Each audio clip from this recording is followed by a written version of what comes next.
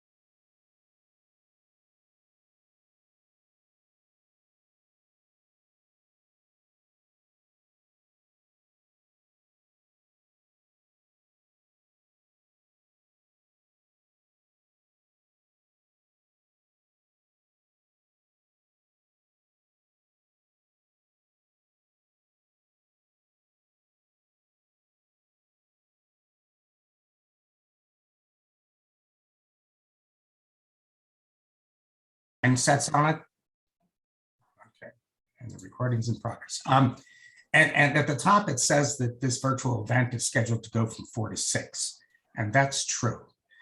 If you look below, however, it says agenda, and we're going from 4 to 5:30. That represents our aspiration and our wishful thinking, perhaps. But in the interest of trying to limit this meeting to about an hour and a half, we are going to be giving extra credit points for people who keep it brief. I'm unlikely to win any of those points, but I will try to set a good example. And I'll do that now by saying, hi, Mem, say a few words. Thank you, Denny. And I will try to set a good example too. Welcome, everybody. In case you missed that little message that came up, this meeting is being recorded. Please watch your background noise. It looks like most people are on mute, so if you could keep it that way. If we hear some noise, we think it's coming from you and you're not on mute, we do have the ability to mute you, just so you know. Rename yourself if you need to do that, so it's easier for people to know who's who. And I think that is it for me. Back to you, Denny. Okay, and then one other thing, if you can put your name and if you're affiliated with an organization in the chat, that might help us get to know each other a little better. And I'd like to talk about our community agreements, which have been part and parcel of how the Pittsburgh Food Policy Council conducts its business for quite some time. And there are 7 agreements, and you all have that document. So I'm just going to highlight a few of them. First is the Be Curious, Open, and Respectful, which is, in fact, as it says right here, the root of all other agreements. So it's essential to establish and act with respect for each other. The other one I'd like to emphasize is to assume good intentions. We're all engaged in this work and trying to fulfill this mission. We each come at it from, different life experiences and different roles in organizations, and with different personal attributes, and we're all pulling in the same direction, at least we all should be. So let's try to assume that that's what getting together here today is all about. The last 2 I'll emphasize on here is, one is parking lot, and this gets to my earlier statement about trying to not have this meeting go on forever and ever. If issues arise in the course of this meeting that are not directly related to the items on the agenda, we don't want those to get lost. And so they will be, however, moved into the parking lot to be addressed at a more appropriate time, or at a time when they can be given the full attention they deserve. And then finally, it says we take care of ourselves. And this means if you feel the need to stand up or stretch or, go to the restroom or go get some water, or, take a vacation to the beach, whatever you need to take care of yourself, do that. And now we're going to call upon our executive director. You know her, you love her, you can't live without her, Dawn Plummer, to do some some member recognitions. Dawn, take it away. Hi, everyone. Thank you so much to all of you for joining us for our member meeting. We do this every other month where we really try to share what we've been working on in that period of time and having some deep dive discussions to really dig into some of our meatier issues that we're working on. But I just wanted to make sure that I recognize those of you who are joining us for the first time. Maybe you can say hi in the chat. Thank you for joining us. If you have any questions about our work along the way, please feel free to reach out to anyone, but especially those who are staff are happy to answer questions either now or later. And I also just want to recognize, this continues to be a challenging time for folks. I know hopefully some have been able to get some rest over the summer vacation. Some have really plowed away. So just wanted to really recognize that we all come to this work from very different places, but the fact that we're here and we're dedicated to these issues is something that we really appreciate. And thank you for being with us.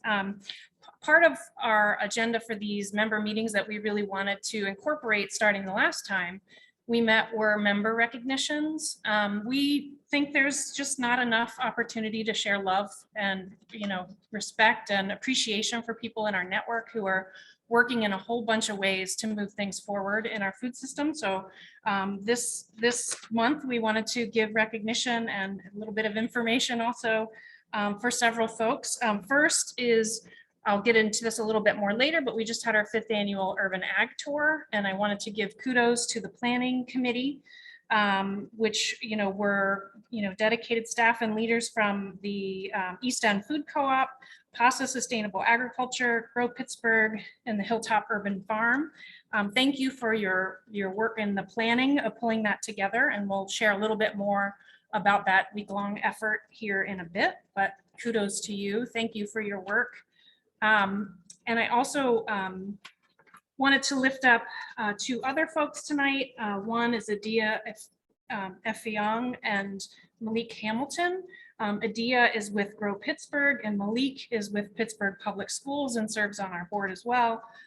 Those 2 wonderful folks have been selected to be keynote speakers on a gathering that we've been working on together with state and other partners.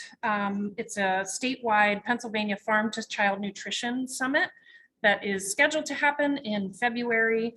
And so it's really exciting to have these 2, local to Pittsburgh leaders from our food system to really be able to address a larger audience across the state and probably beyond. So congratulations to them, and thank you for everything they do to work with children in our region and around issues of food. So that's kind of the recognitions piece. I guess I'd also invite, if you have someone on your heart or on your mind who's really been killing it out there and doing great work, feel free to drop them in the chat and give them the kudos and recognition they deserve as well. There's, again, never a shortage of goodwill that we should be sharing with one another, especially in this tough, time. So I don't know, Denny, if you want me to jump right into our next agenda point, which is my report. I can't hear you, but yeah, there we go. Go for it. Yeah. So I have a couple things I wanted to share and lift up. One is some organizational developments. I think we've reported on this in the past, that we're in the process at the Food Policy Council of transitioning to a 501c3 supporting organization. We are based out of the Community Foundation for the Alleghenies, and we were previously a fiscal program of theirs, and we will soon be our own 501c3. Our paperwork is being submitted, so that's a really exciting development. And with that growth and change comes a lot of things, with the implementation of the food action plan that we've finished. We're now in the implementation side. We are examining our organization, how we function, who how do we do the things we do? How do we communicate? And how can we make improvements on all fronts in order to be able to do strong advocacy and deep regional coordination on food issues? So that requires obviously some planning and reflection, which we're in the process of doing. We did hold our first board meeting for the books in July 26th, and we'll share more about that in a bit. Also, to sort of support this transition, we're working with the Bayer Center to do some of this, examining and, retooling of our efforts. And we're also looking to launch an RFP for a strategic planning process that we anticipate will be happening between the fall and early winter of 2022. So more on that soon. In terms of some updates from staff, again, with the retooling, some of the things we've been working on, one is getting some training from the Social Movement Technologies organization, which is a technical assistance we're provided around digital organizing and things like that. Some of our staff is participating in that. We're also looking we have currently 2 AmeriCorps Vista folks on our staff, and we will be putting together some scopes of work for 2 additional folks to join us later in 2021. And let's see, in terms of, sort of boards and other groups we connect with, I serve on the Equitable and Just Greater Pittsburgh Advisory Group, which is a network of advocacy organizations working across a set of issues, and also neighborhood leaders who come together to think about how to advance justice and equity across the region, and also still serving on the Allegheny County Health Department's Food Safety Advisory Group, and there's some policy work that's happening in that group. Some quick kind of program-oriented updates that I wanted to share. There are several we'll hear a little bit later about our food action plan implementation and the variety of projects and coalitions and initiatives that are happening out of that. So I won't get into each of the working groups and all of that we've been working on. We've also been working on the American Rescue Plan, which we'll be getting into some of the meat of our agenda tonight. To dig a little bit deeper into, significant work that we did between July 19th and the 24th, that was that urban farm tour. That's the 5th year that we've done that. And this year it came along with a week-long celebration of Pennsylvania Urban Ag Week, which is declared by the Pennsylvania Department of Agriculture. So we did some events and activities sponsored by Trillis Legal, Farm to Table by Local, Fleet Feet, PFPC, and PFPC Sustainable Agriculture. And the week's events included a whole range of things that sort of engaged a wide range of members of the council, as well as new folks that we're meeting along the way. One was a virtual tour of the Hazelwood Community Garden, where we had 2 community partner highlights happening, and that we had a virtual option for those who wanted to be virtual.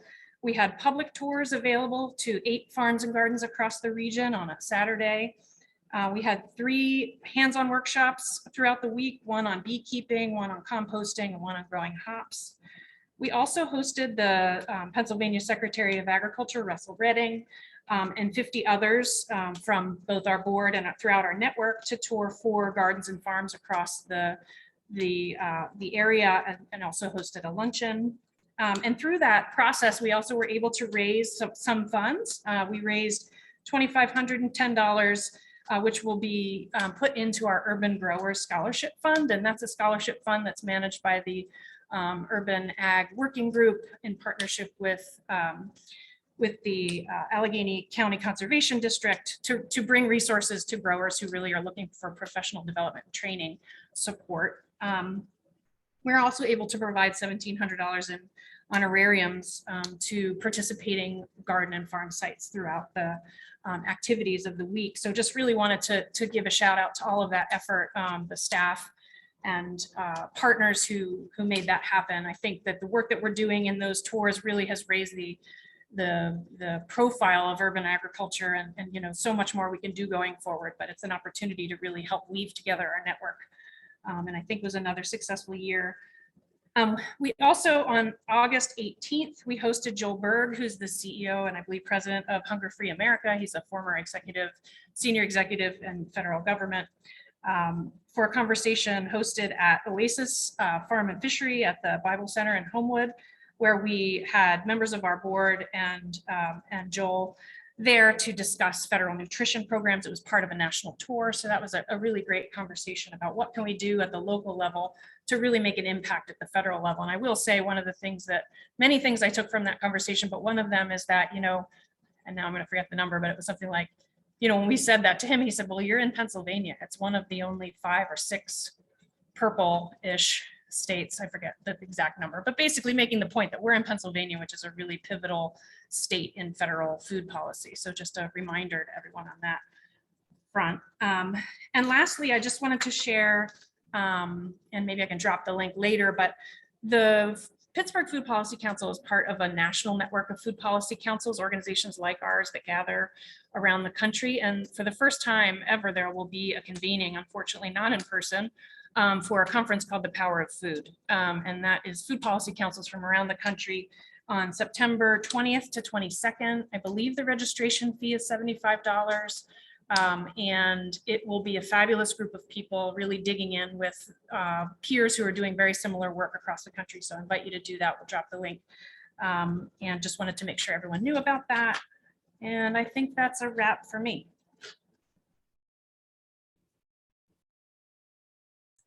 Well, next up on the agenda is going to be one of our deep dives, this one into the Good Food Purchasing Program.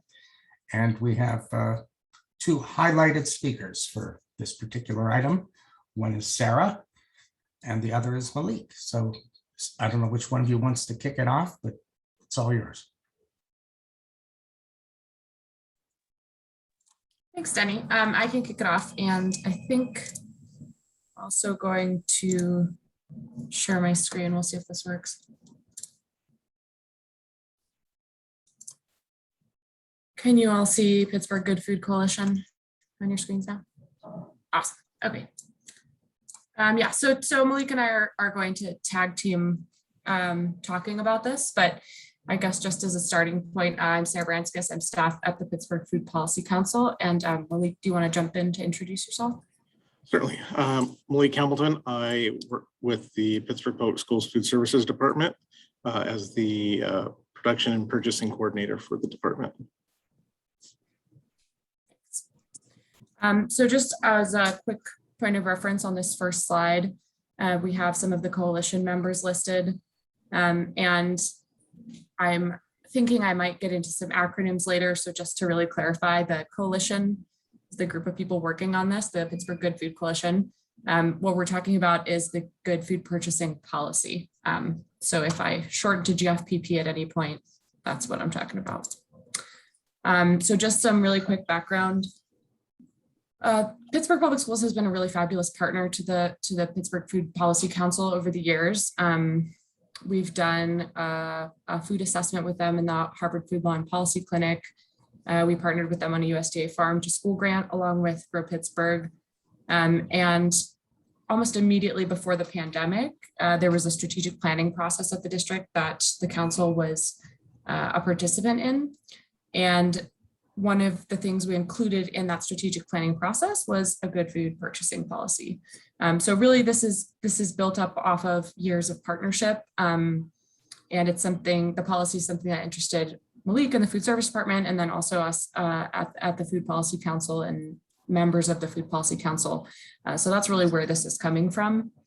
And the basic concept of the policy is just that large institutions, particularly large public institutions like K-12 school districts, have a lot of power in terms of shaping what our food system can look like. So, historically, there's been an evolution of looking for ways to make food as cheap as possible, but we really have an opportunity with this to say, no, we actually want our food to be good for the planet, to be good for people, to be good for animals, to be good for workers. And that's sort of the foundation of this policy. So just a kind of a quick look at what purchasing looks like for us at Pittsburgh Public Schools Food Services. We have several formal cooperative solicitations. So we're part of three different buying co-ops or group purchasing organizations. And so that helps us a lot with pricing and sourcing. And we do some work with One of them is the Pittsburgh Regional Food Services Directors, which is 130 school districts, independent school districts in the area. We also do some independent solicitations. So our produce, we bid out independently on our own. And currently we have 2 produce bids. So we have our main one that is the majority of our primary produce purchasing. And then we also have the Fresh Fruit and Vegetable Program, which is a federal grant program that elementary schools can apply for. And then every week they get 2 fruits and a vegetable to take home, whether it's something that cucumber moons or something like that. We partner with a local produce company who actually manages to find us some other nice things as well, like dragon fruit. And so that's a great program. And we do solicit that separately from our main produce bid to allow us to focus on getting some smaller produce companies involved. We're also hoping in the future to have another produce bid for specialty programs as well that will again allow us to focus on purchasing from smaller farmers and smaller distributors in the area. We also do a formal milk bid. It's actually milk and juice. So that one, currently we are partnered with Turner's Dairy, which is great for us as far as our GFPP stuff because they are local. They have cooperative labor and several other things that work there.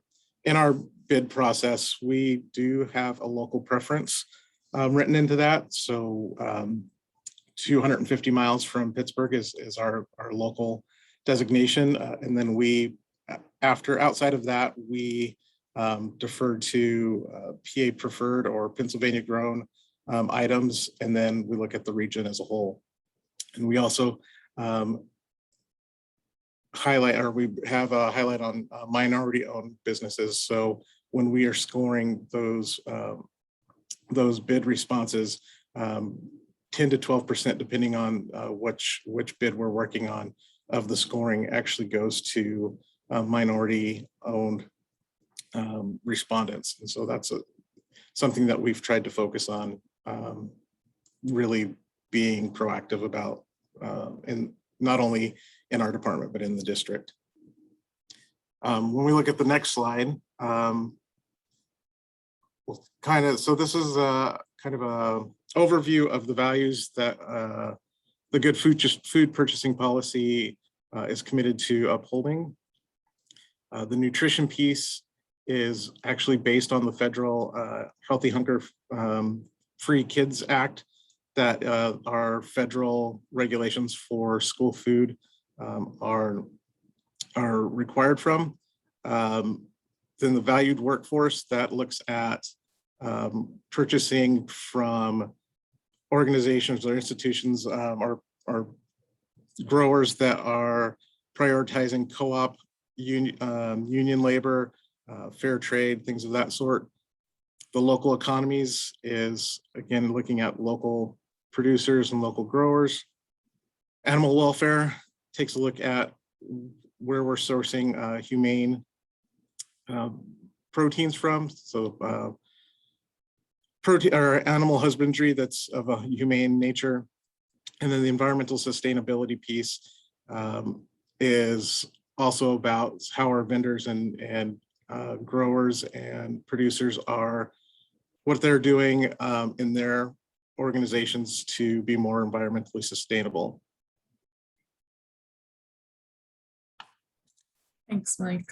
And I want to emphasize, actually, yeah, this policy, this concept was created by an organization called the Center for Good Food Purchasing. And it was created from work that was happening in the Los Angeles Food Policy Council with LA Unified, the largest school district out there.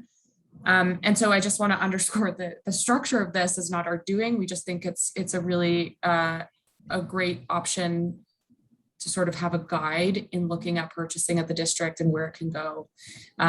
So on that note, this is the structure that the Center for Good Food Purchasing created.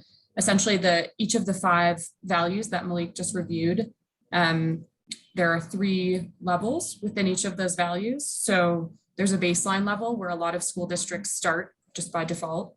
And you actually have to be at that baseline level to be able to participate formally with the program, with the Center for Good Food Purchasing. And then the idea is you want to be increasing levels over a certain amount of time. And that's really where you have a local coalition and the school district work to figure out what is a reasonable timeline for us, what are our specific local regional goals. And so we just wanted to put up there the level 1 baseline here is for the local economies value. And then, once you have a certain amount of points in each category, you would get an overall score. And that's what the little purple box is. So if you see at the bottom, it says total 17 points, star rating. So then the district or whatever public agency is participating would get a star rating based on the total cumulative points among those categories. So once you get into the details of it, I think it's really well thought out, but it's quite detailed what a district would have to be spending on to be advancing in each of these category areas. So again, I talked a little bit about the Center for Good Food Purchasing. They sort of have this, you see the green checks. This is what a district would be. This is sort of it's really circular, what a district would be doing once they start participating. So, first it's passing a policy at Pittsburgh Public Schools that serves as guidance for this. And then there's a baseline assessment done at the district. With the coalition, the district sets goals and really lays out the details for how to reach those goals. The idea is that at least each year, if not more frequently, that progress would be reported out to the school community, the PFPC community, the larger regional community, and then you're marking how often or how well you've reached the goals that you set out. And so I guess just on the left too, we do have the Good Food Pittsburgh Coalition. The first slide we had up is some of the members, and there's more information on the PFPC website. And again, the policy language has been written up and is currently with the PPS school board. And then that third piece is really what comes after the policy when we think about how do we, how do you hold any public agency accountable for promises made via policy? So as Sarah mentioned, this started at LA Unified School District, and this kind of gives some look at some of the impact that they have had since they began doing this in 2012. And even in my work, it's gotten to the point now where if we meet with a new vendor or somebody comes to show us a new product, they often will mention, this product is being used at LA Unified. It's meeting their standards. And that's kind of the impact that this has had just in the short time that they've had it going. And that offers us the same option in the Pittsburgh region as more and more, as the school district gets going and other institutions in the area that might join in this same work, we can have a similar impact across our region as well.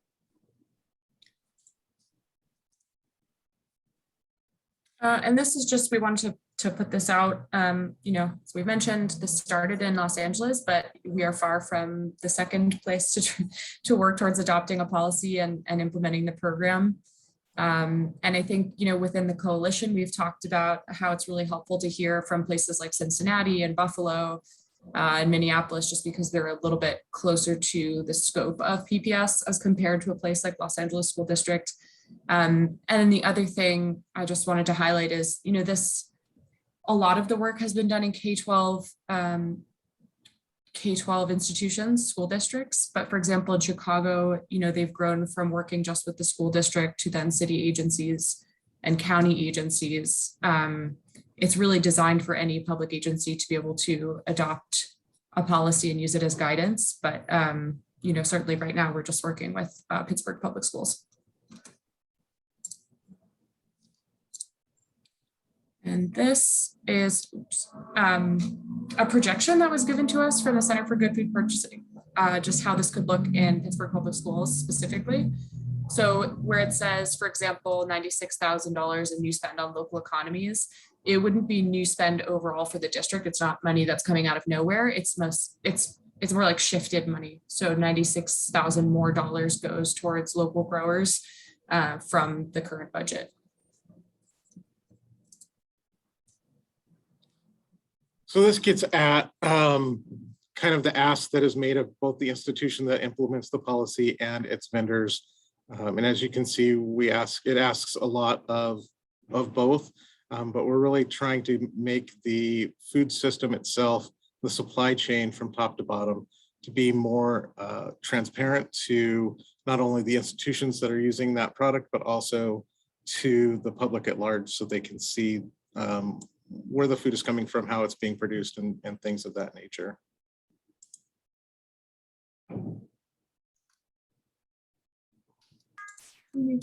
And then this was this was provided to us from the Center for Good Food Purchasing, just as an example of what an annual report can look like. And really, you know, sort of just to break out the roles of who's doing what. Malik and the Food Service Department at PPS would be responsible for gathering the purchasing data. The center does a bit of analysis with the data and creates beautiful reports like this. And then the coalition's responsibility is really to make sure that that process is as transparent as possible, and decide on outside goals and timelines, and kind of ensure that progress is happening on the timeline that people want to see. And I guess circulating and sharing this out with as many people as possible that would be interested in it as well. So I guess just to wrap up, this is sort of where we are. Again, the policy language exists. It's with the PPS board. They're voting on it at the end of September. We have regular coalition meetings that are happening and information available on the PFPC website. The next steps, if the vote goes through, would be a baseline assessment, which primarily the Center for Good Food Purchasing and Malik and the Food Service Department would start in on. Does that sound right, Malik? Yep, that is correct. And once that goes through, we can kind of look at the timeline of how to get the baseline assessment done, and how long that will take, and work on our transparency and accountability section as well. That's it. Great. So if anyone has, oh, sorry, ma'am.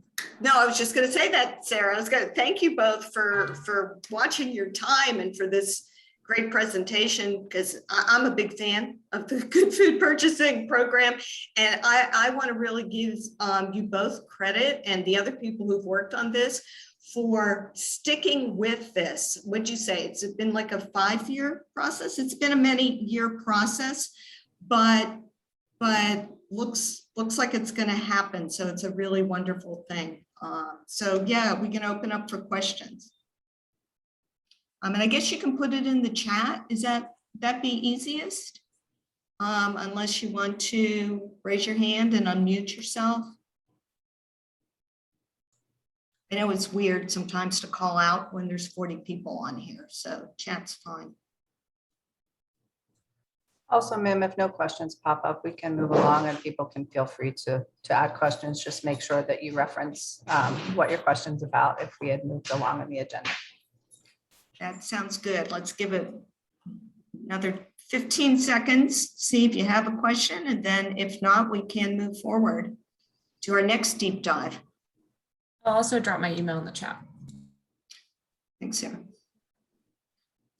All right, so when is the board considering this? There is a question. Did you say September, Malik? Yeah, it's So they'll be voting on it at the end of September. End of September? Mhm. Great. So that's 3 or 4 weeks. So we'll keep our ears open. I'm sure you'll all let us know what happens. All right. So we're barely drying off from this deep dive, and we're going to go into the next deep dive. And I'm losing it here. Here we go. So this is about the City of Pittsburgh American Rescue Plan update.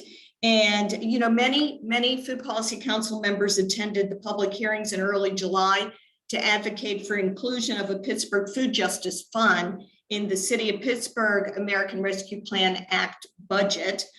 The fund was not included, but there's still opportunities to amend the budget and direct city investment into our local food system. And we have invited Councilwoman Deb Gross from Council District 7, City of Pittsburgh, to present information to us, and then you will have a chance to ask her questions too. So Councilwoman Gross. Hi there, everybody. Good to hear from you and see you.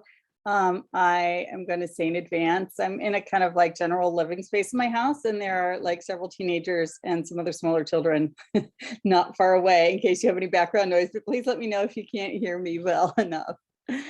So I do want to thank you all for coming out and advocating for the Food Justice Fund. I think it's an excellent concept, and I think we should really keep pushing for it. We know that we have a lot of work to do on food systems in the city.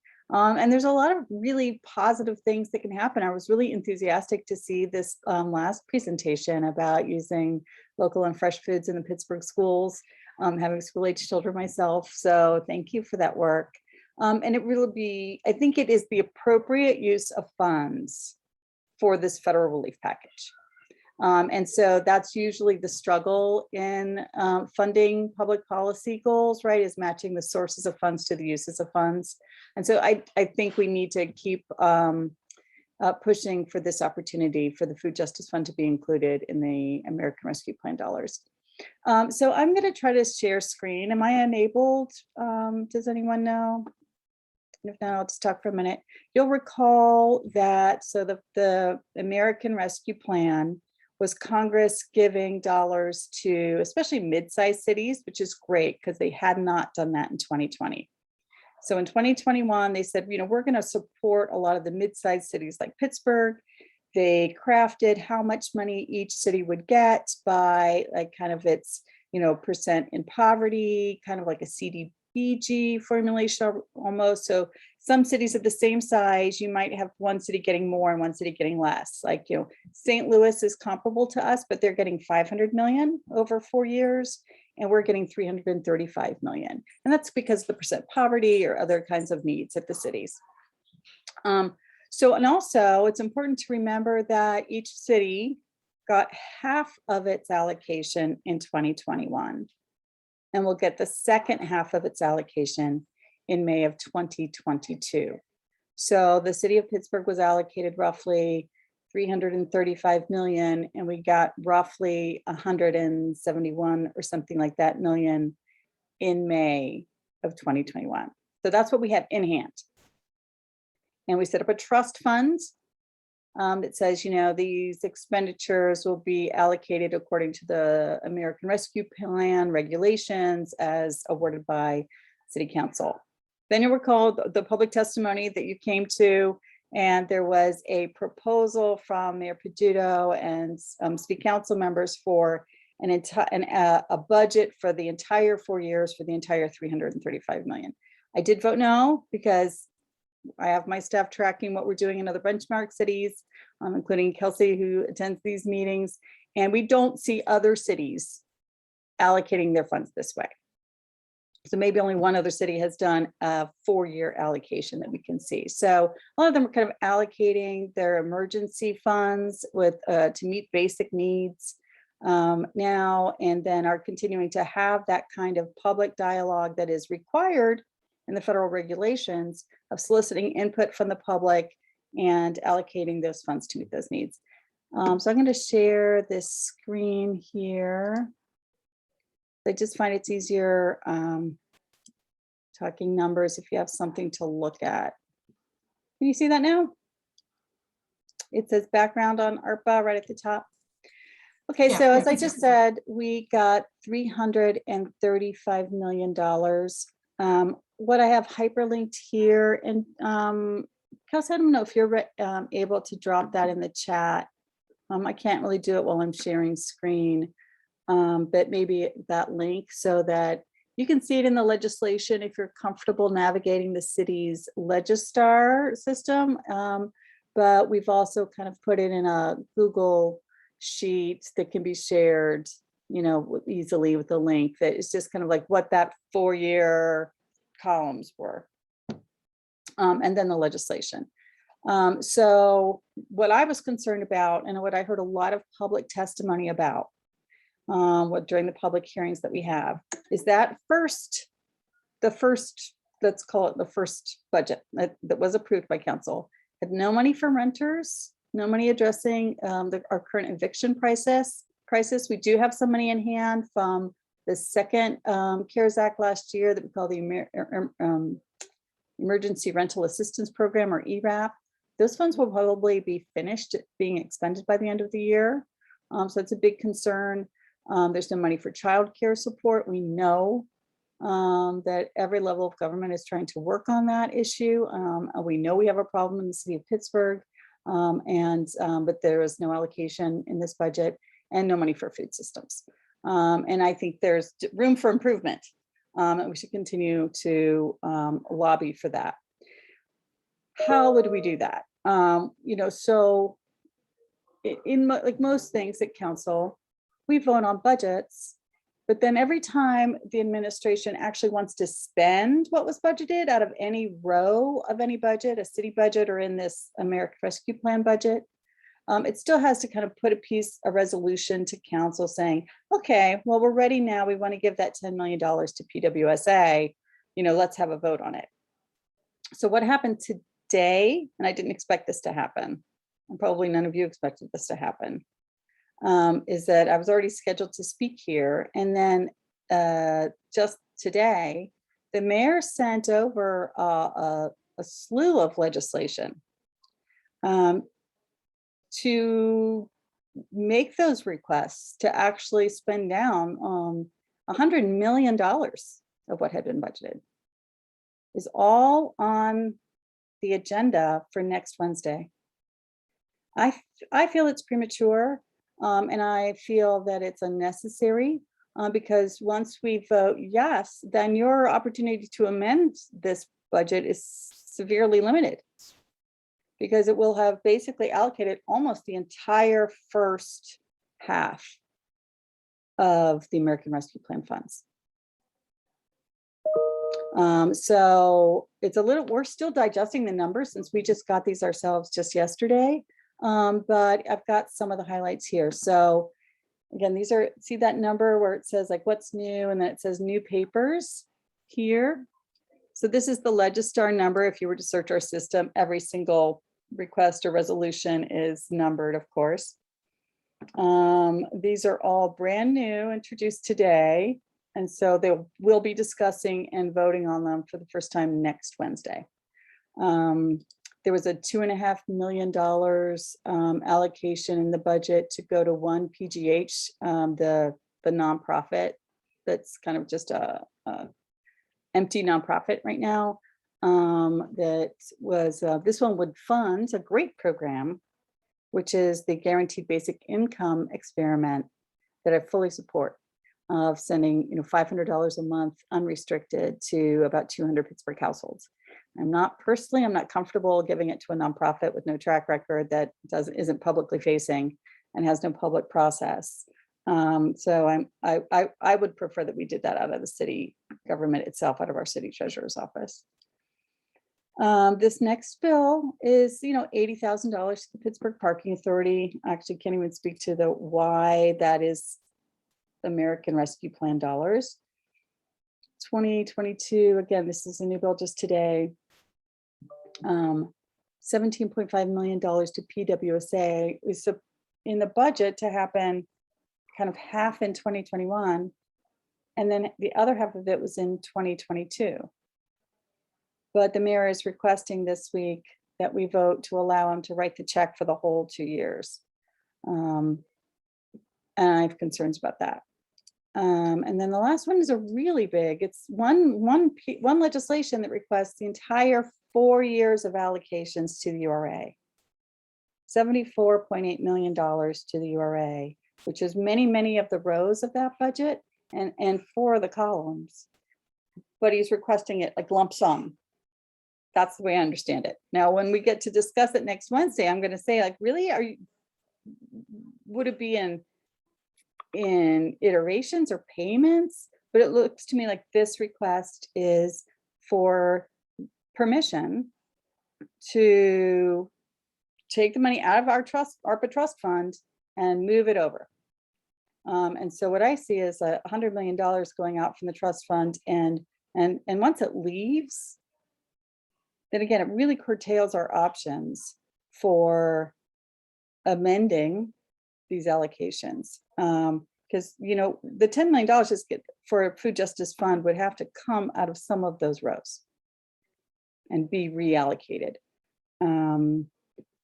If you recall, here's an example. The mayor's first, I'm going to stop sharing now so I can see everybody. The mayor's first American Rescue Plan budget suggested $20 million total to PWSA, $10 million in 2021 and $10 million in 2022. And a number of council members, including myself, pointed out that there's a really big push to do lead paint remediation, which is the #1 source of lead poisoning among children in the city. And that we've been spending no city resources, honestly, addressing this problem. And so we amended that line and moved the $2.5 million away from PWSA and into a new line to address create programming, support PLI, support inspection, support lead remediation around paint. And so that was an amendment and that was successful. But you know, you're going to have to take the money from someplace to create a new line to create food systems, or take bits and parts from another places. So I feel like the city doesn't need to write a check to, you know, for $70 million to the URA right now, nor does it need to write a check for $17.5 million to PWSA so quickly.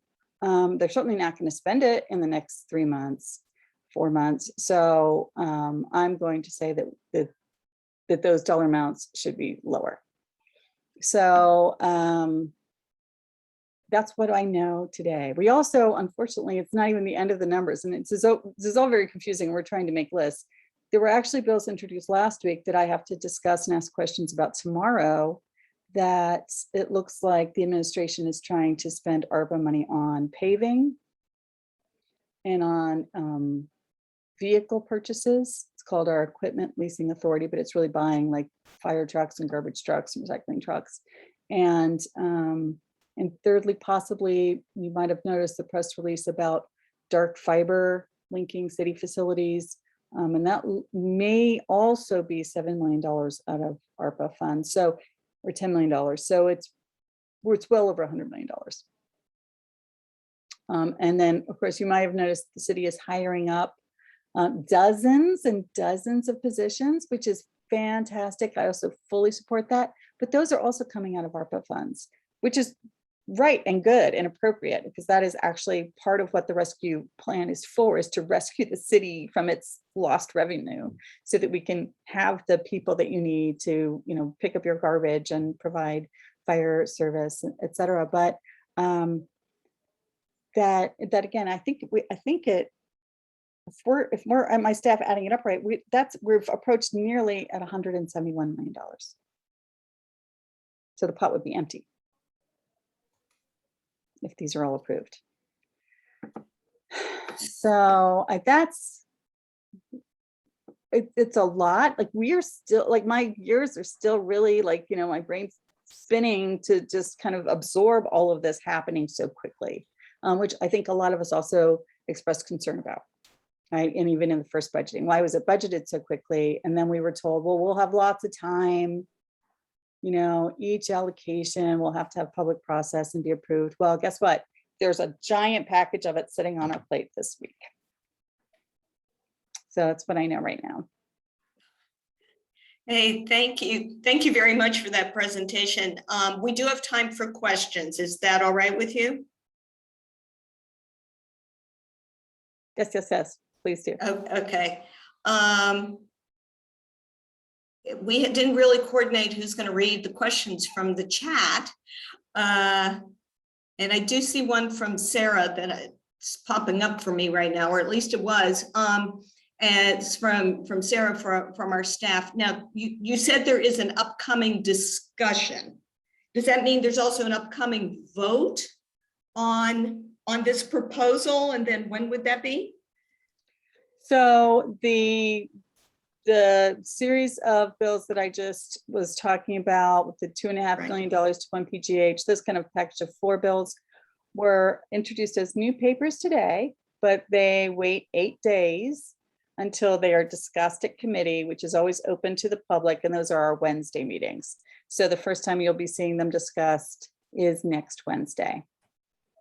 And as always, you can call ahead the day before to sign up for public comments. Some members are actually back live in chambers, so you can actually go to chambers if you prefer. At that Wednesday meeting, either they can all be approved, or they could all be amended, or they could all be held. They could even be tabled. They could even be voted down. So there's always that option with any piece of legislation. Ma'am, I also want to flag, it looked like there was a question from Chef Carlos, and I can't see the attendees right now, but I think this was in reference to the URA about why they're getting money from the city to fix the issue that they were sued about. I don't know what issue they were sued about. I think it was URA. Chef Carlos, I don't know if you're in here and can elaborate, but.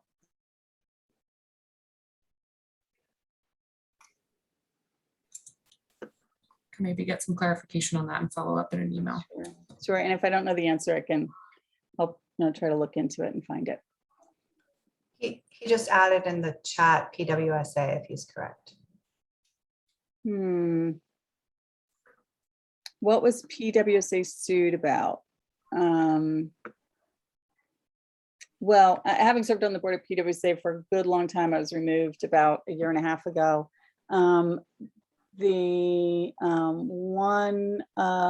There were several back and forth about the lead water service line replacements. Now, to be fair, we've done over half of the lines in the city. We fought for the right, we had to fight against the state to replace both the city side of the line and your private property side of the line, which would be under your yard.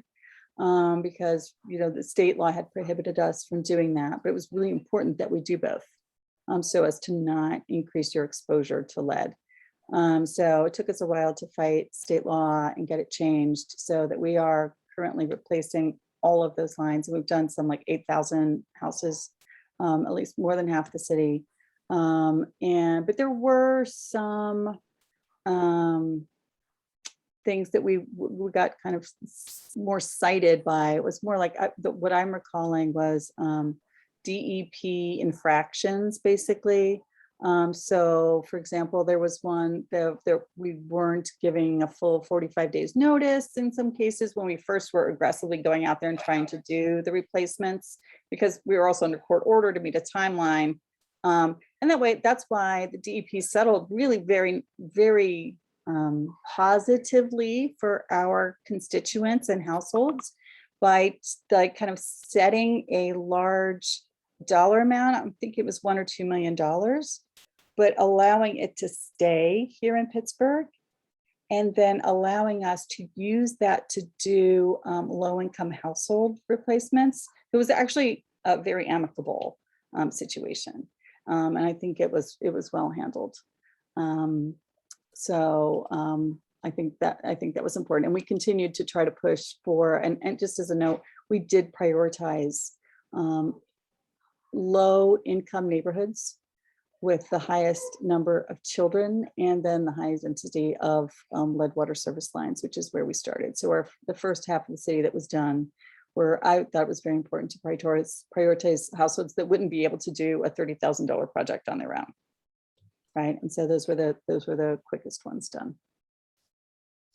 Do we know if there are food systems related projects included in the capital projects under URA, for example, grocery store developments? I guess I cannot say. I suspect there probably are some restaurants I don't have that spreadsheet open, but I think we did share the link where you can see, for example, Avenues of Hope is a great project, right? It's not that I don't agree with any, I probably, like I said, have some quibbles with some of the very many budget lines here, but by and large, it's important project reinvesting in historically marginalized neighborhoods that want to rebuild their Main Street businesses. And so this is an opportunity to do that. And so, might there be a restaurant included? Very probably. I would assume. Maybe a kind of related question from Teresa Rogers at the Jewish Family and Children's Services says, how do we help advocate as a food pantry? So yes. I know the way I read the ARPA regulations, and they would all be on the United States Treasury website. So you can go and kind of see updates, is that that's a very eligible use of these funds. And I think it should be on there. And I believe I said in my comments at council, we scramble every year to try to eke out the little scraps of dollars from our annual $12 million of CDBG funds. And every year we have to scramble and push to get another $70,000 or so. And it's really just, I think, unforgivable that we are not putting in a substantial amount of money for hunger, let alone other food systems that will be longer term impact out of a $335 million pot of funds that really meeting basic needs are one of the main uses that the federal government intended them for. So would Wednesday be a time for food pantries or other places to make public comment about that? Yes, I absolutely. There's nothing magic in any of these numbers, right? It's not like, the 17, the 20, we went, like I said, as an example, we made $20 million from PWSA down to $17.5 million. They never came to the public and explained why they needed it. Again, I served on the board. I voted to borrow money from Wall Street. I voted to accept loans from the state. I voted for probably nearly $100 million to date. When I was there, I'm not there now, for these lead water service line replacements. I know that what they're doing now is they're replacing, 100-year-old water mains that may be down the street in front of your house, and then looking to see where the lead lines are and including that in the project. And I know they just got another 20 million from the state recently. And that the administration told us this is what this would support, but there was really not a level of detail, no real justification for it. Same thing with the URA. Could there be $1 million carved off of this part or that part? That's $74.8 million. Yeah, there's a lot of wiggle room in a lot of these numbers. So I think I'm hearing you say that public comment could be asking those questions. I definitely think they should. And, even looking through it yourself and making a suggestion about where you as a citizen think, there could be less support for this budget line and more support for another one. I think, Kelsey, thank you. Just a few comments back, put a link to the YouTube city channel YouTube page where you can watch meetings. And then is there a link here for signing up for public comment? Maybe not, but I think we'll find that and we'll put that in the chat too. Yeah, it's right under. Oh, I see it now. Thank you. Yeah. Got it. It just popped up. I just scrolled down. So it's, you can always go to the city website and look for Pittsburgh City Council and then go to the city clerk's page. And that's where you'll find our meeting dates and legislation and then signups. Now you can walk into city council chambers, like I said, you don't have to sign up in advance for a regular, every Tuesday and every Wednesday. We have to sit there and keep our mouths shut and listen to anything you have to say for 3 minutes. It's supposed to be relevant to the agenda, which this would be because it's on the agenda. Well, speaking of 3 minutes, we have about 3 minutes left for this part. So if there's any other questions, now would be the time to throw them in the chat. Otherwise, we will move on. Yeah, I'd like to ask, is there generally speaking support though for the 2.5 million for the pilot program? So I don't have a feeling yet. I know that, honestly, every council member voted for the allocation except for me, and there was almost no concern from any member. I, again, am enthusiastic about spending these sources of funds to do an experiment with guaranteed basic income. I think the program is structured well in targeting kind of like 100 households that are Black women who are already in a financial empowerment center. And then I think 100 neighborhoods, or 100 households are going to take like our 5 poorest neighborhoods and then sample in each one to populate that. I think that's great.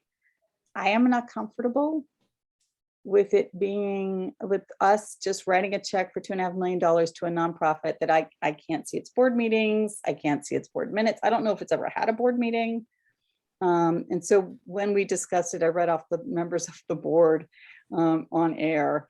And you can go yourself to 1PGH and see there's about 3 or 4 members of the mayor's office who are the board 4 members of the mayor's office that are the board, but that's a self-perpetuating board. So they can, there's no, like, so for every entity, I know I'm like pushing my time here, I got 1 more minute.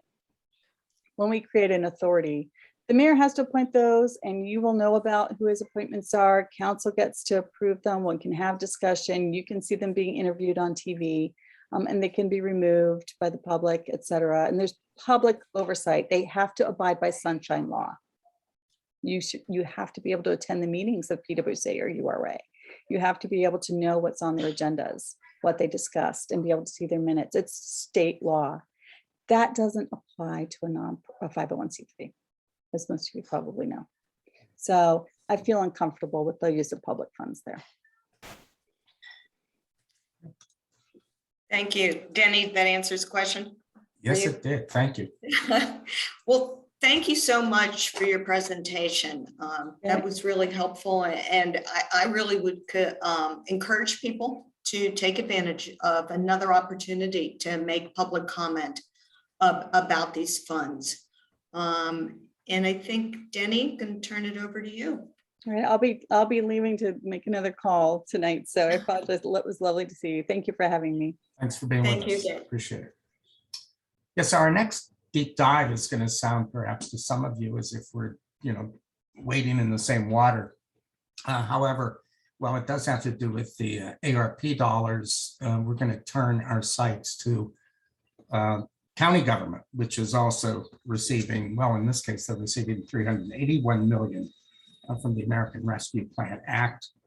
In contrast to what you just heard from Councilwoman Gross, there's not a whole lot of information that's been made public about the anticipated use of the funds by county government. And so we're going to call upon someone who knows about stuff, the budget and policy analyst for the Pittsburgh Budget and Policy Center, and Thando Thandiwe, and we have pulled him into our conversations before, and I certainly appreciate once again his willingness to share his information and expertise with us. So thank you. Sure, not a problem. Thank you for having me. I'm going to try to share my screen.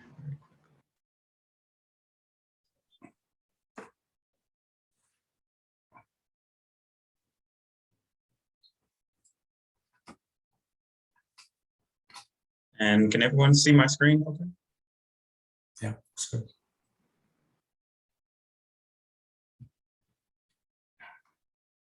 We can, yes. Okay. All right.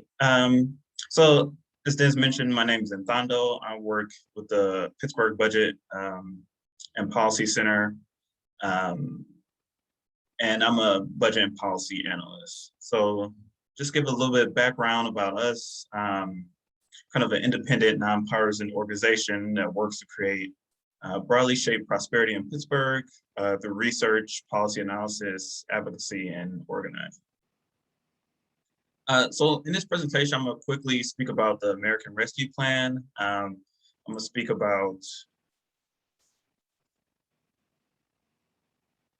and then the county's process, timeline, and engagement around these funds. Although there's not a whole lot of information known, try to paint a picture and hopefully give everyone a little bit better idea of what's going on at the county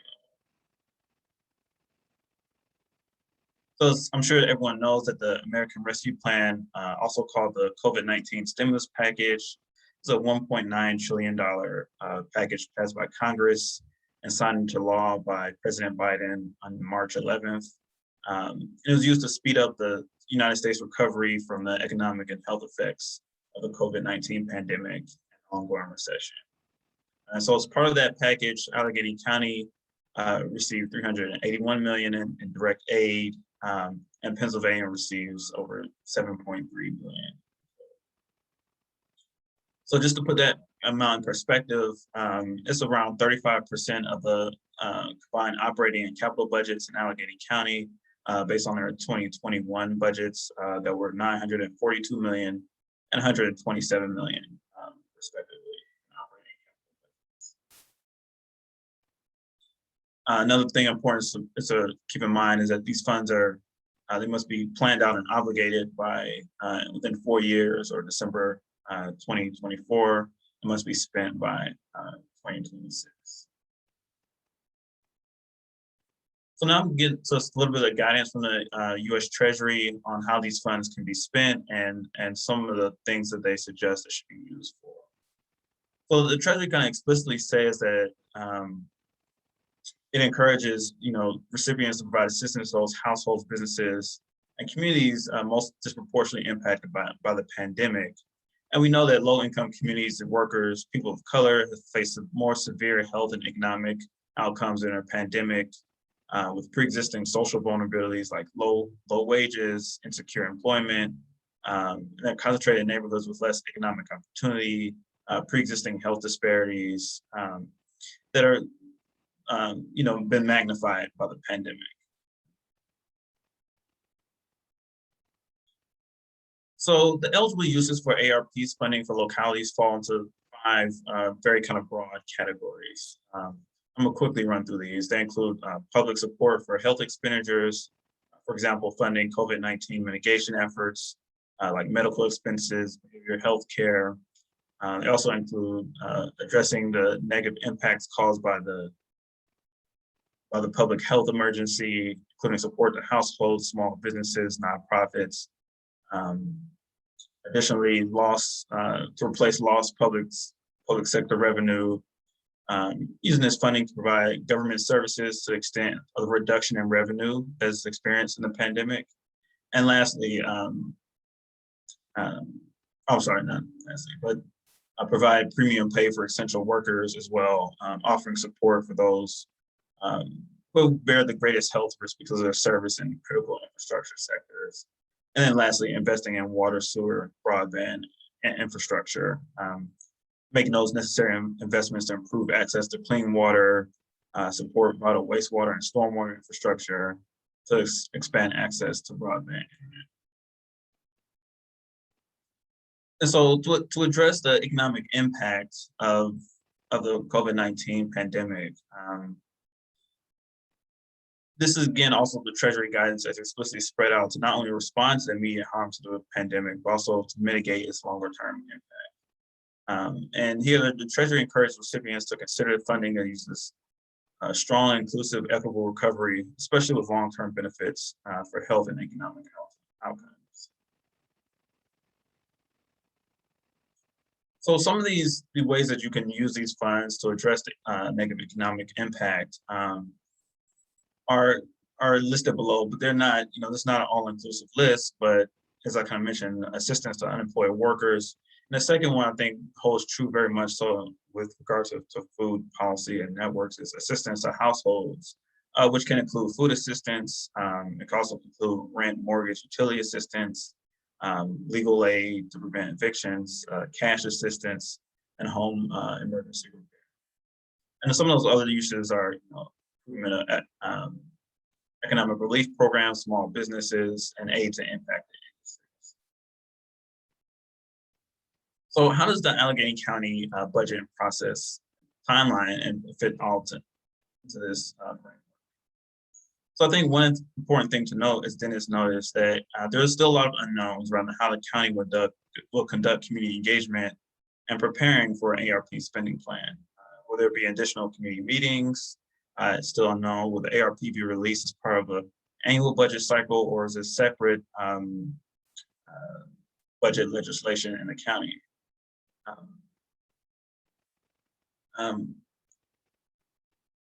Well, I guess we were on the call earlier this week with Allegheny County Economic Development, and there was talk that there's a strong preference towards capital and infrastructure projects and aversion towards social programs or programs that could face a fiscal cliff.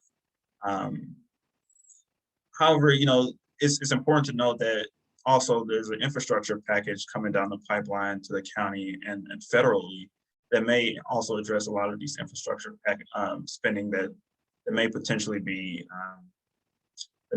potentially looked at, that the county is looking at to spend ARP money on.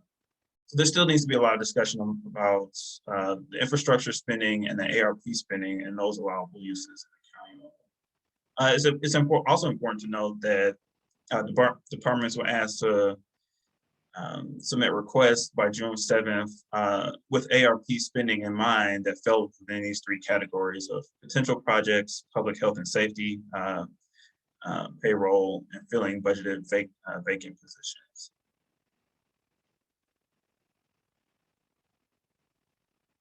So one other thing that I also call on the Allegheny County Economic Development call is that the Director of Lands indicated that this ARP spending may go through the normal budgeting process. While this is not set in stone, this is a little worrisome because, as I'll spell out here, the normal budgeting process is very similar to the city's budgeting process.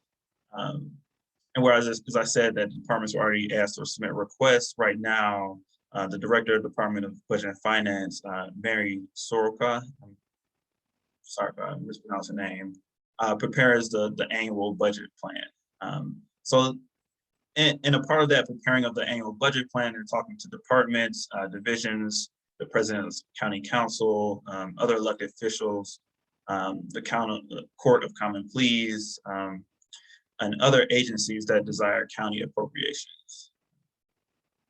So I think it's important now, as the Food Policy Council has been making these contacts from the county, that those requests be put in now to those departments and start to engage the county around ARP spending, especially if it's going through this normal budgeting process. And then after that, Fitzgerald presents the budget to the county, and this is all according to the Home Rule Charter, no later than 75 days before the end of the year, which will be October 18th. And then following that, there's budget hearings, where they're only required to hold 2 budget hearings based on the proposed capital and operating budgets, which I'll touch on a little bit later. And then the budget must be passed 25 days before the end of the year, December 7th. And once the county council passes a bad budget, it goes back to the chief executive, which signs it and codifies the budget for the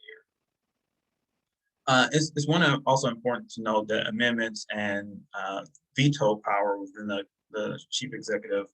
Fitzgerald has the power to veto any particular line item in the budget and resubmit that budget to county council, will be part of their proceedings. And for county council to override any veto of any line item, it must be done by a 2/3 vote. So now I'm talking about how the county can prioritize community input, especially with the use of ARP funds. Again, I'll point to the Treasury guidance, as it says, it urges states, territories, tribal and local governments to engage their constituents and communities in developing a plan to use these payments, given the scale of funding and its potential to catalyze broader economic recovery. So now I'm gonna touch back on the county the county budget public hearing process.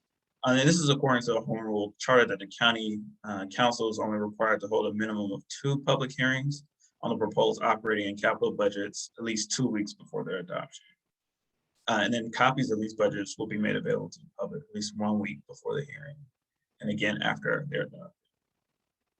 And again, summaries of these budgets will be made available through the county manager. One thing that was talked about, especially with the city, is reporting and compliance as far as is the city or county, in this case, the county, acting in accordance with the ARP guidance. And it's important to note that reporting does require descriptions of how the use of ARP funds incorporates the written, oral, and other forms of input that they capture feedback from their constituents, community-based organizations, and the communities themselves. So they have to prove how that input was used in the formation of those budgets. And lastly, I'll end by saying that this is a great opportunity for use of ARP funds. It can address, equity and transparency. And equity, it can address a long list of existing inequities, ensuring that these ARP funds are distributed to those most in need. It can also build back a better Allegheny County by creating an equitable recovery for the county.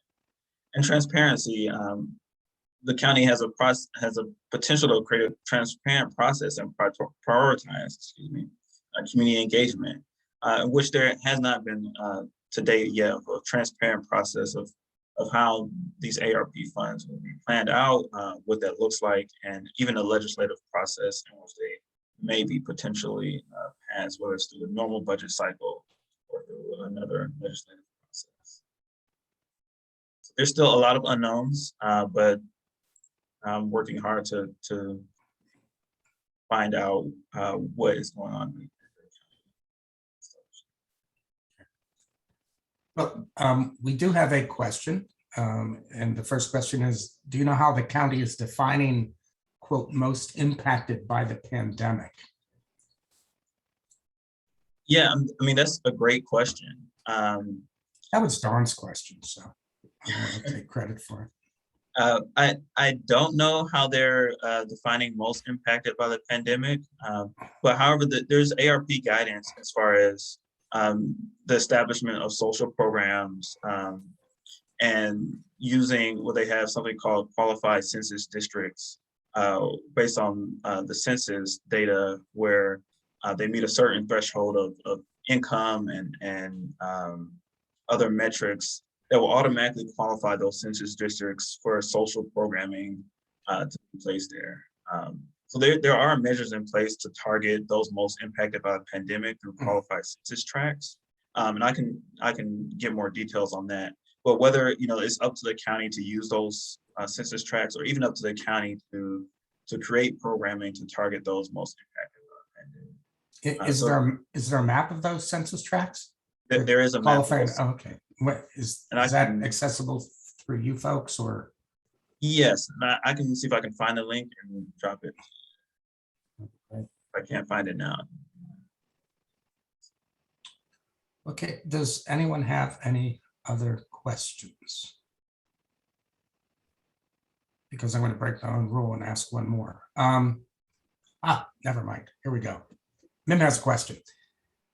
And the question is, oops, and it's been answered, I think.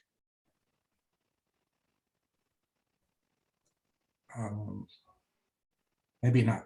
Anyhow, the question Mim posed was, did I hear you say that our plan of action should be to speak with different department directors?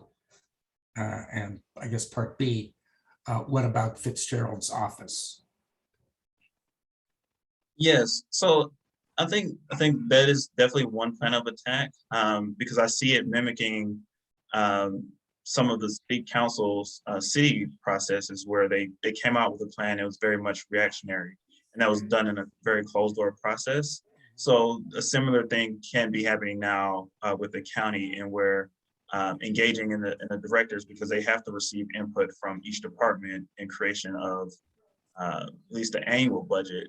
And so they've already reached out to departments as far as ARP spending to engage those departments, to see how the money will be spent. I think it's still, there's still a need for a formal process of submitting those requests through and submitting kind of community input, which is not available as of now.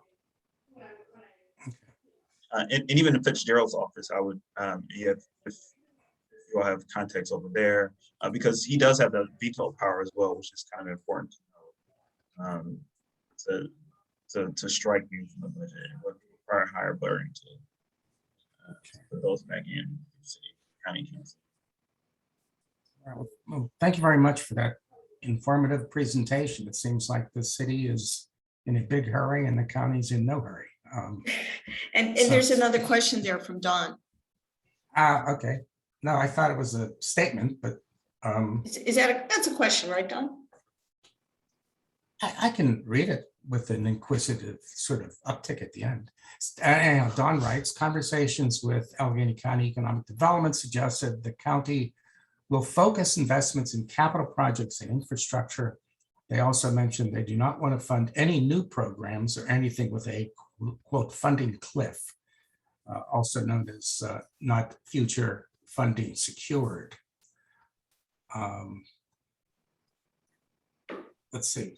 Sarah said, hold on. Oh, I'm sorry, that was just to me. Never mind, private message. Nothing to see here. Okay.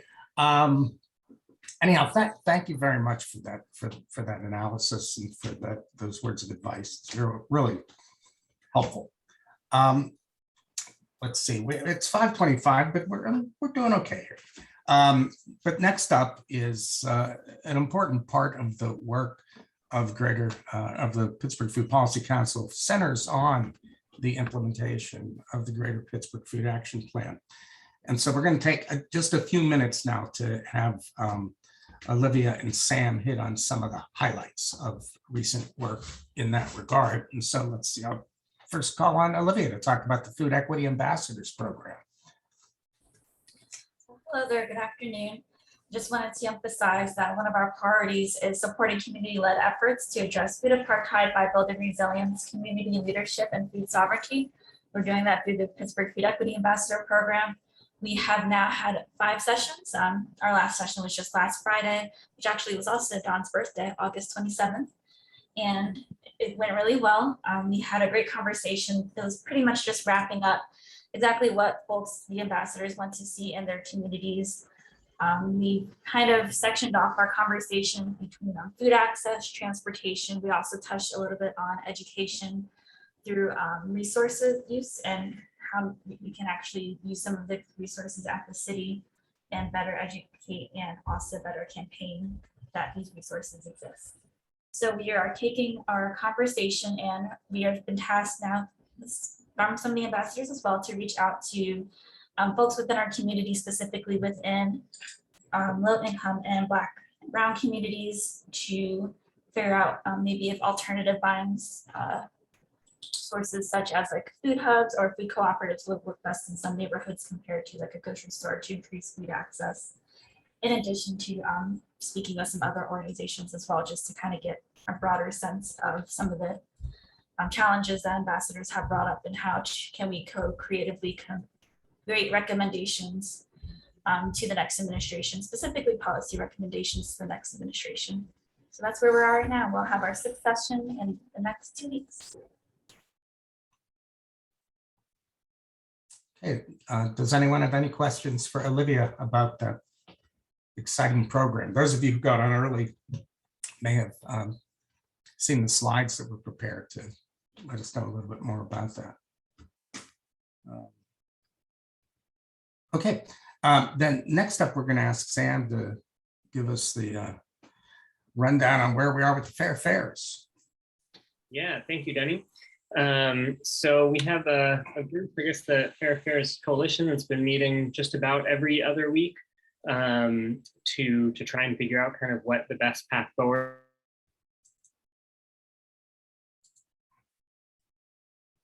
here in Allegheny County.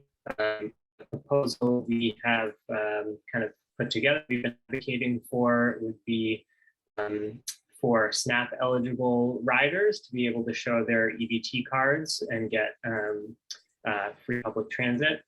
No, I just got a thing saying my internet connection was unstable. Oh yeah, lost us for a minute, or lost me for a minute. Hope you can hear me now. But yeah, I was just saying that the low income fare program we have been proposing is for SNAP eligible riders who would be able to show their EBT cards to get free public transportation.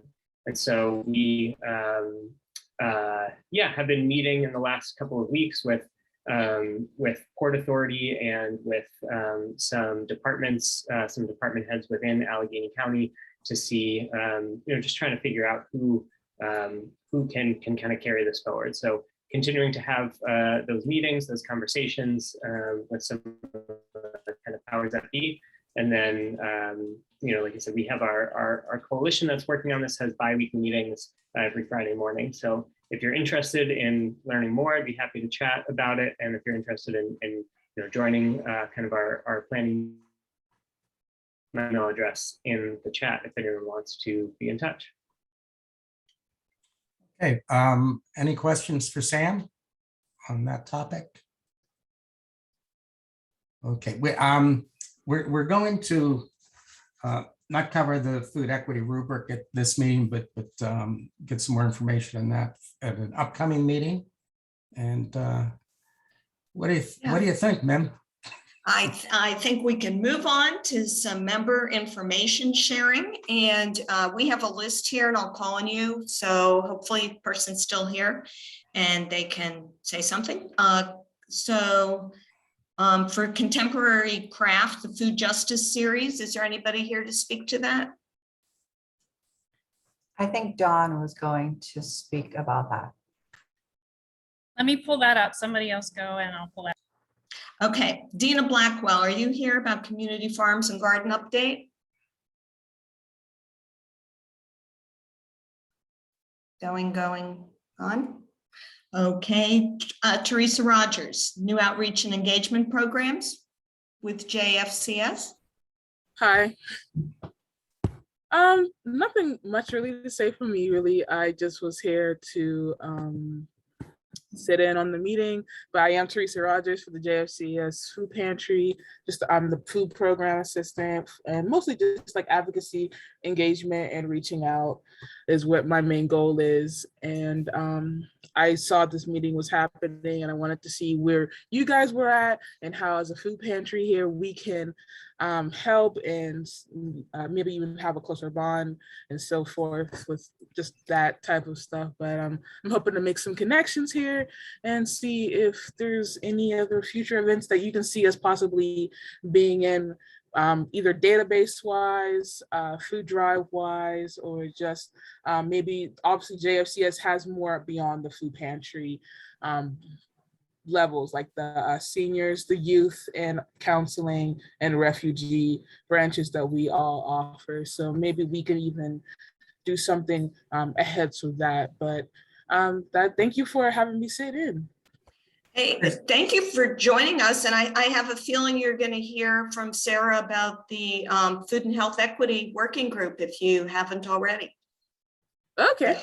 And make sure Matthew Bolton gives you whatever time you need to do work with the Pittsburgh Food Policy Council. Right. He was the one that told me about you guys. Okay. Good. Wonderful. Dawn, are you ready?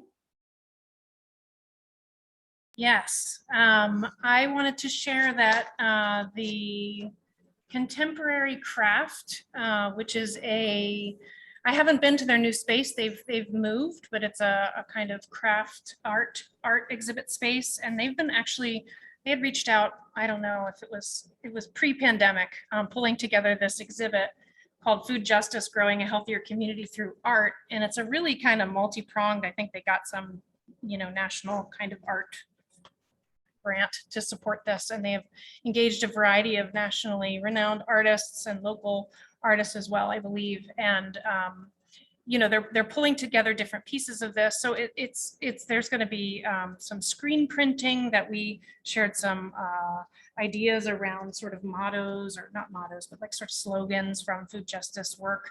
And they've reached out with several community organizations and organizations across the region. I know they're working with Black urban gardeners and farmers of Pittsburgh. I believe they're doing some beekeeping stuff and some art around that as well. The Food Policy Council, I believe 412 Food Rescue, and may even be having, food provided by 412 for the opening.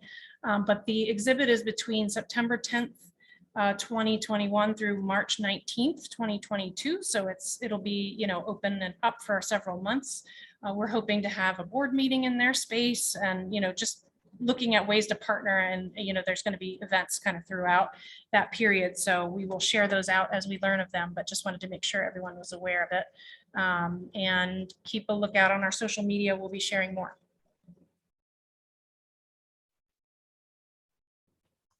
Whoops. Thank you, Dawn.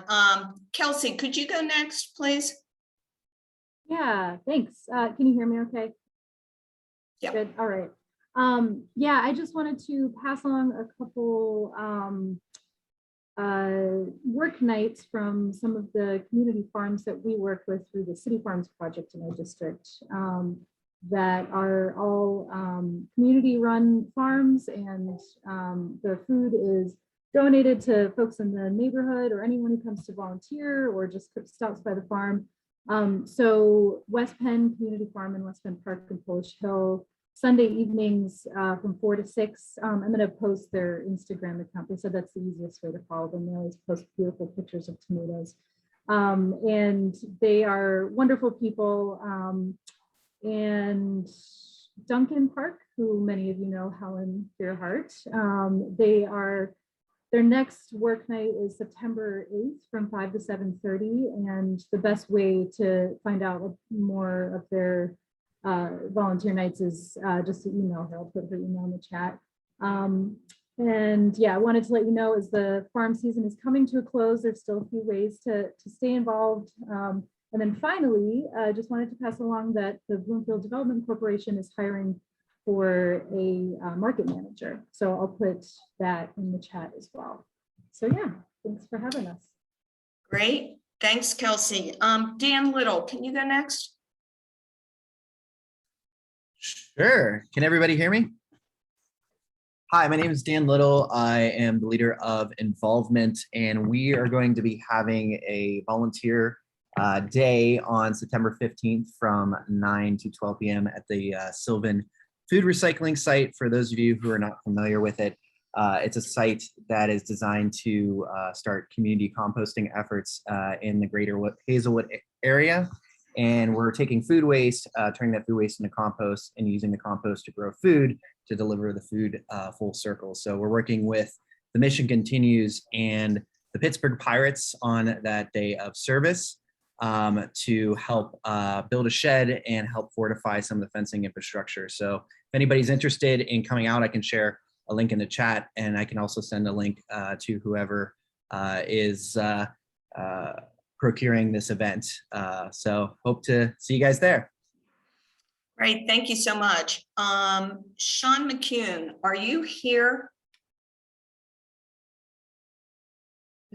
Didn't think we saw him. And how about Susan Beta?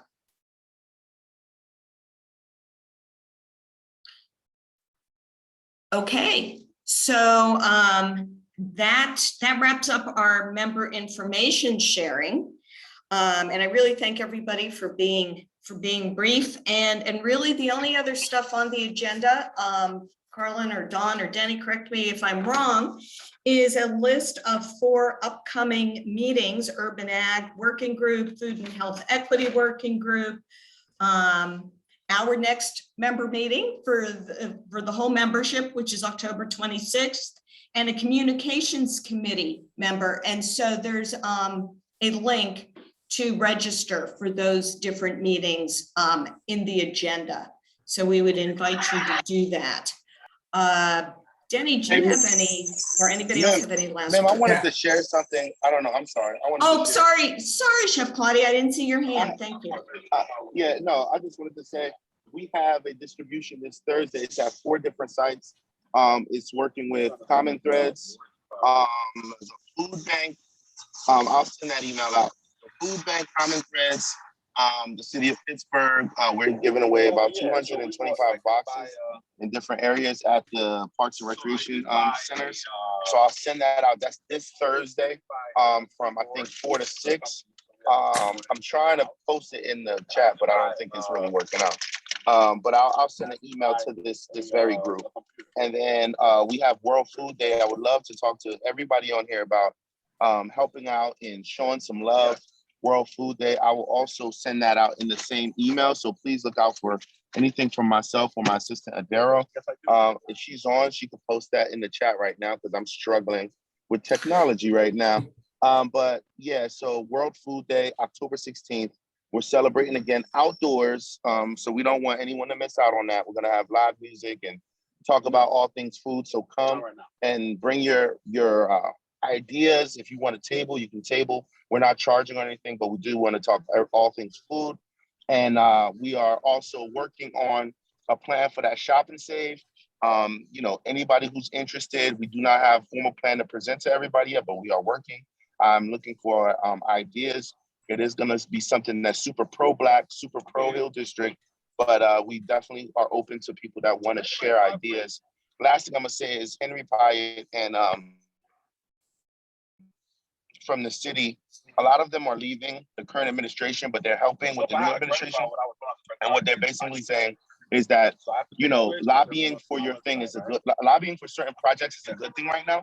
You know, so I think we need to wrap our minds around how we do that with certain projects that we think we should lobby around. But yeah, so I'll send a lot of stuff in the email for support, and whoever wants to holler at me about any of these things, please feel free to call me, text me, email, the whole 9 yards, and I would love for your help. And we just need to move forward, be positive, and make sure we're moving in the right direction. You know, that's it. All right, thank you. Thanks a lot, Chef Claudia. Ron, did you have something you wanted to add? I do, yeah, thanks. Okay, whoops. I don't need to unmute. Here we go. Hi, everybody. I'm with the Pittsburgh Chamber of Cooperatives, which is a partner with the Keystone Development Center. I mainly work with the Keystone Development Center.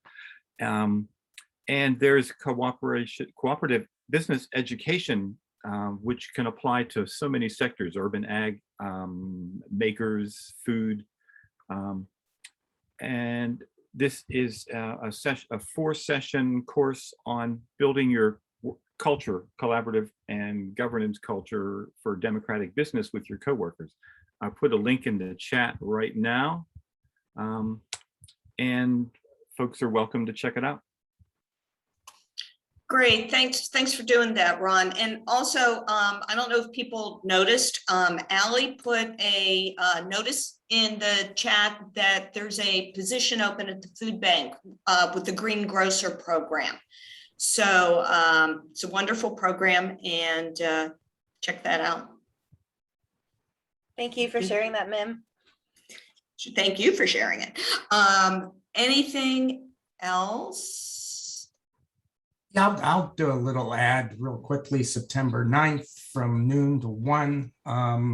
The food bank, together with our partners at Food 21 and the Pitt Honors College, are going to be doing our next to last webinar in our second 5-part series. This one's going to focus on federal food policies and priorities. Great, and these are free, and they're good. I've been on a few. They're really great. Yeah, anybody else, including Dawn or Carlin? Well, look at that, 5:42. Not bad, huh? Bad at all. That's great. I would just say, Mim, to thank you to all of the speakers and everyone that joined us and took time out of their evening. We really appreciate everyone's input. Yes, we absolutely do. Denny usually has something funny to say to boy, the pressure's on. get that pressure is on to take us on our way. No, it's nothing funny to say. I'm retiring. You know, that's hilarious from my perspective, but but not until Halloween. So I plan to be with you folks for a while. But anyhow, no, I wanted to add to, you know, my appreciation for you for sticking with this until almost 6 o'clock, and you know, the numbers held up too throughout the entire period. But I think it was a pretty interesting session. I learned a lot, and hope you did too. So. Right. So thank you, everybody. And we hope to see you at the October 26th meeting, if not before then, at many of our other activities and events that are going on.